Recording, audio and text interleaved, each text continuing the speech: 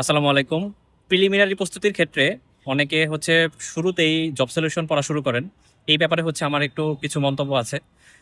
আমরা যারা বুক লিস্ট দেই, তাদের হচ্ছে সবার আগে এখানে লিখা থাকে যে প্রিলিমিনারির প্রিসেপ্টর বুক লিস্ট বা প্রিসেপ্টর জব সলিউশন যেটা, এটা সবার আগে পড়তে বলা হয় যে আপনি বই পড়ার আগে আপনি জব সলিউশনটা পড়ে নেন। কিন্তু আমি এখানে আসলে পুরোপুরি দ্বিমত করি। মনে করুন আপনি হচ্ছে জব সলিউশন বের করে প্রশ্ন পড়ছেন, এর মধ্যে সংবিধানের একটা অনুচ্ছেদ আসলো। এখন সংবিধান কি জিনিস এটা কি আপনি জানেন? ওই অনুচ্ছেদ কি জিনিস এটা কি আপনি জানেন? অবশ্যই জানেন না।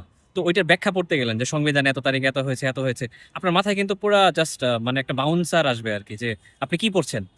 আমার যেটা মতামত সেটা হচ্ছে আমরা প্রিলিমিনারি জব সলিউশন অবশ্যই পড়বো। আপনার এমন নলেজ থাকা উচিত যেটা, যে এই প্রশ্নটা বিসিএস এর এক্স কোশ্চেন, এইটা নলেজ কিন্তু আপনার থাকতেই হবে। তো আপনারা হচ্ছে শুরুতে যদি বইটা ওভারভিউ দিয়ে নেন যে আসলে বইটি কি জিনিস, বইটা ওভারভিউ দিলে কি হবে যে আপনার একটা নলেজ পুরোপুরি হবে যে আমি আসলে প্রিলিমিনারির মানে সিলেবাসে কি কি আছে অ্যাটলিস্ট। এরপরে আপনি বুঝতে পারবেন যে প্রিলিমিনারির এই টপিক থেকে এই জিনিসটা হচ্ছে অনেক বেশি আসে।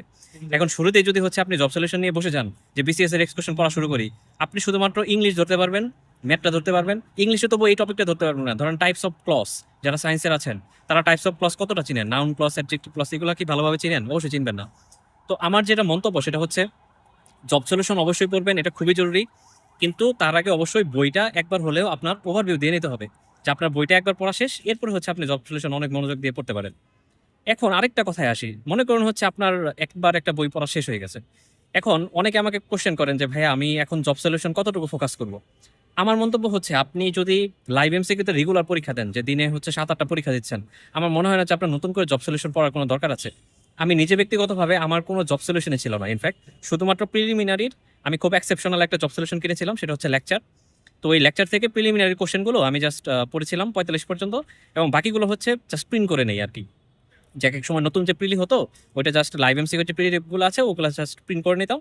আর আমি এর পরবর্তীতে ওই বইটাই আসলে পড়তাম না, মানে লেকচার বইটা জাস্ট একবারই পড়েছি। রিজনটা কি আমি বলি, আমি যখন প্রিলিমিনারি এক্সপোশন পড়তাম একবার হচ্ছে বইটা আমার ওভারভিউ দেওয়া শেষ। তো এরপরে হচ্ছে আমি যেটা করতাম, যে প্রশ্নগুলো আমার কঠিন লাগতো যে প্রিলিমিনারিতে আসছে, ওই প্রশ্নগুলো আমার অ্যাকুরেটলি নোট খাতার মধ্যে জাস্ট টুকে রাখতাম। যেমন হচ্ছে আমার একটা পার্টি আছে যে বিসিএস এক্স কোশ্চেন, যেটা আমার প্রবলেম, যেটা আসছে একটা সাবজেক্টে। তো আমার কি হচ্ছে লেকচার বইটা আবার নতুন করে ধরা দরকার আছে? মানে ওই জব সলিউশনটা আমার মাথায় অটোমেটিক থাকতো। তো আমার মনে হয় এই টেকনিকটা আপনারা অবলম্বন করতে পারেন। আপনি দিনের পর দিন জব সলিউশন পড়তেই থাকবেন, এটা আসলে হয় না। আর জব সলিউশন নামকরণটা একটু ডিফারেন্ট। একটা হচ্ছে প্রিলিমিনারি জব সলিউশন, আর একটা যদি মনে করেন যে রিসেন্ট যে পরীক্ষাগুলো হয়েছে ওইটা আলাদা জব সলিউশন। তো আপনাদের আসলে সবগুলো নলেজের দরকার টুকটাক, কিন্তু আমার মনে হয় যে প্রিলিমিনারি জব সলিউশন যেটা, এটা হচ্ছে অনেক বেশি আপনার ফোকাস করা প্রয়োজন। এরপর হচ্ছে আপনি অন্য জব সলিউশনগুলো পড়তে পারেন। তো এটাই হচ্ছে সারমর্ম, এই কথাটাই ছিল যে যারা হচ্ছে নতুন প্রিলিমিনারি প্রস্তুতি শুরু করছেন, অবশ্যই অবশ্যই সবার আগে বইটা ওভারভিউ দেন। প্রত্যেকটা বই হচ্ছে পেজ উল্টান, দেখেন হচ্ছে বইতে কি আছে। এরপরে হচ্ছে আপনি জব সলিউশন প্রিলিমিনারি যেটা, সেটা হচ্ছে পড়া শুরু করবেন।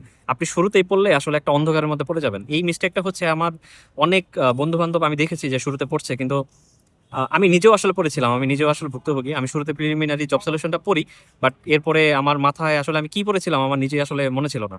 তো আবার নতুন করে বই ওভারভিউ দেওয়ার পরে আবার সেই বইটা, মানে আবার সেই জব সলিউশনে ফিরে যেতে হয়েছে। তো এই হচ্ছে একটা প্রবলেম, সিরিয়াস লেভেলের প্রবলেম। তো এই ছিল আমার মন্তব্য। তো আপনারা দ্বিমত জানাতে পারেন, আপনি জব সলিউশন শুরুতেই পড়ে নিয়েছেন নাকি হচ্ছে একবার বইটা ওভারভিউ দেওয়ার পরে পড়েছেন, তো সেটা হচ্ছে কমেন্টে জানাবেন। আর এই বিষয়ে হচ্ছে দ্বিমত প্রকাশ করলেও সেটা কমেন্টে জানাবেন। তো পরবর্তী ভিডিও পর্যন্ত সবাই ভালো থাকবেন। আল্লাহ হাফেজ, আসসালামু আলাইকুম।